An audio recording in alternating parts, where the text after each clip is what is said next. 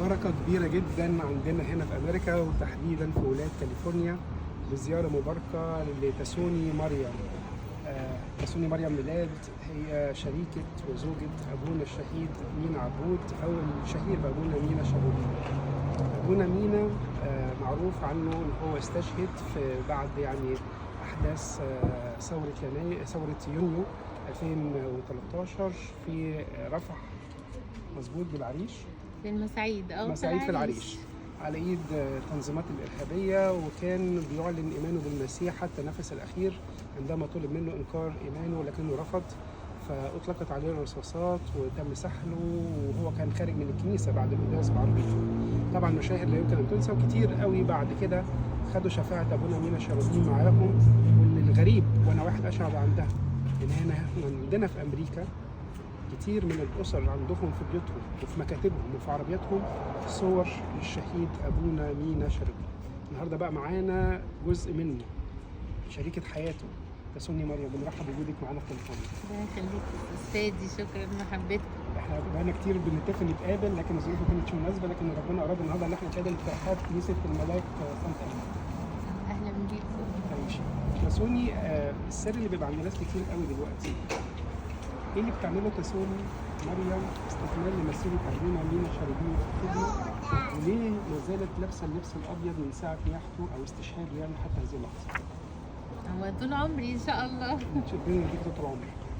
الخدمة يعني ربنا هو مدي نعمة إنه بتكلم عن قصة حياة أبونا مينا، بعض من صفاته اللي خلت ربنا من خلال عشرتي ليه يعني خلت ربنا يختار إن هو يكون شهيد، وبركته وصلواته معاكم ومعانا.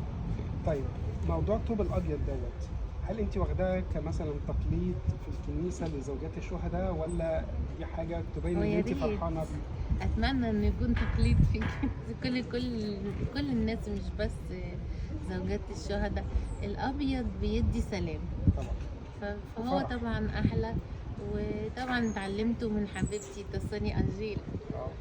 تسوني انجيل دي كانت زوجة ابونا بشوي كامل، كان كنيسة مرجرجس سبورتنج.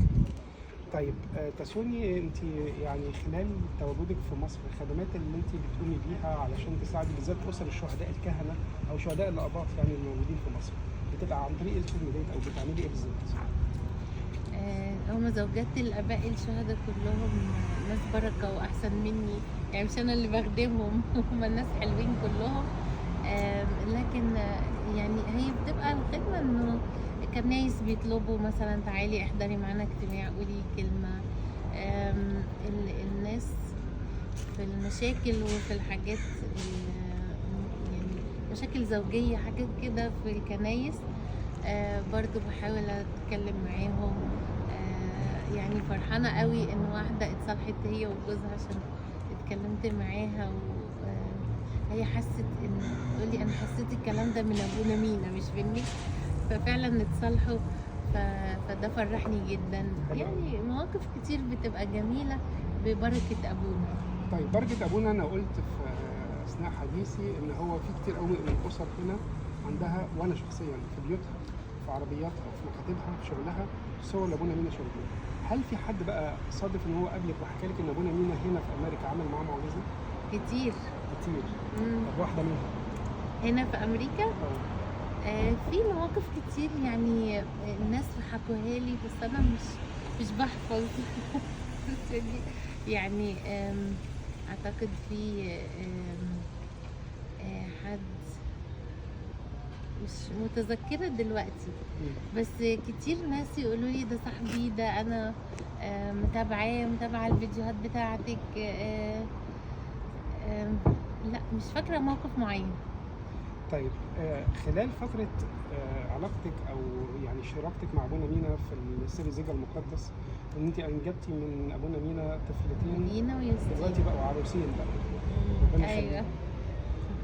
يعني بتحسي بإيه بتفتقديه وبعد كده ربنا بيبعت لك مثلا يعني تعازية أو روح من أنواع الافتقاد يعني؟ طبعا. يعني إيه مثلا مواقف مثلا بتفتكريها فبتحسي إن أنت يعني حزينة إن هو مش موجود معاكي فيها، بس ربنا بيبعت لك تعليمات؟ هو كتير في خلال السنين اللي فاتت طبعا مواقف مرت علينا صعبة، وافتقدت وجود ابونا، وكنت اطلب بس الاقي ربنا حنين خالص. يعني ربنا يسوع ما سابناش ابدا. يمكن لو كان ابونا قال لي تعالي كده انا هستشهد، تعالي نشوف هتعملوا ايه انتي والبنات، ما كناش هنعرف نرتب زي ترتيب ربنا لحياتنا. هو رتب لنا كل صغيرة وكبيرة، ووقف جنبنا كتير كتير في حاجات كتير. طيب انا عايز ما اطولش على تسوني مريم علشان تكمل بالقداس، وهي الحقيقه اهدتني حاجات جميله جدا. صوره طبعا لابونا مينا شرودين جميله، زيت ابونا مينا، وهنا ادتني قطعه من ملابس ابونا مينا شرودين. يعني نقرب الكاميرا شويه كده. دي قطعه من ملابس الخاصه بابونا مينا شرودين، والحقيقه بركه كبيره. انا اول مره يعني توصل لي حاجه جميله زي كده او هديه جميله زي كده، فبشكرك جدا يا تسوني. بالبركة لحضرتك وربنا معاك. وشكرا على اصرارك اللي احنا نتقابل، وان احنا يعني بعد المكافحه يمكن اسبوعين بنحاول احنا لحد المواعيد ما توفقناش. النهارده اتقابلت مع تسوني مريم، واتمنى ان شاء الله يعني رغم ان زيارتك قصيره وخلاص مسافره بكره، لكن اتمنى ان شاء الله يجي لنا زيارات تانية هنا كاليفورنيا وتنورنا دايما، والمره الجايه بهدايا تانية برضه. ان شاء الله. مش هبطل انا بركات ابونا مينا. بشكرك. بس كلمه اخيره للحبايب واحباء ابونا مينا شرودين. يعني ربنا يسوع يتمجد في حياتكم يا رب، وبركة وشفاعة أمنا العذراء وأبونا مينا، بركتهم وشفاعتهم معاكم يا رب، يحل كل المشاكل. والناس البعاد عن ربنا، ربنا يفتقدهم بخلاصه، وكلنا يفتقدنا بخلاصه، ويكون مع الناس اللي في المستشفيات هنا، المرضى والحزانة واللي عندهم مشاكل زوجية. ربنا يفتقد كل البيوت الخربانة، وهو يحل بروح قدسه وسط البيوت كلها، ويبعد كل روح كآبة وكل روح حزن، ويفرح ولاده. وبركة كل القديسين معاكم يا رب ومعانا. أمين. بشكر جدا تسوني مريم ميلاد، زوجة وشريكة الشهيد أبونا مينا عبود اللي استشهد بحي المساعيد في العريش في 2013. شكرا جدا لك يا تسوني، وفضل بركة كبيرة. ميرسي على محبتكم. تعيش. شكرا.